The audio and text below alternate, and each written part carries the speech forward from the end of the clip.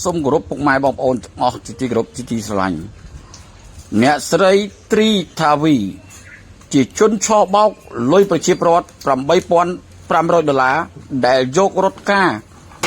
ចូលធ្វើជាមន្ត្រីក្របខ័ណ្ឌរដ្ឋហេតុអ្វីបានជាអ្នកស្រីមិនរត់ការឲ្យប្រជាពលរដ្ឋបានធ្វើការនៅក្នុងក្របខ័ណ្ឌរដ្ឋបែរជាយកលុយ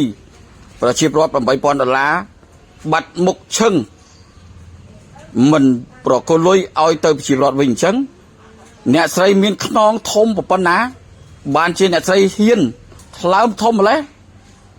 បានបោកប្រាស់លុយប្រជាពលរដ្ឋបែបនេះ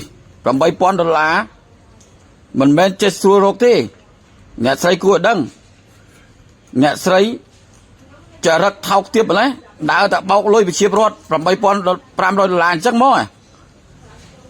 សូមសំណូមពរថ្នាក់ដឹកនាំមេត្តាដកក្បាលអ្នកស្រី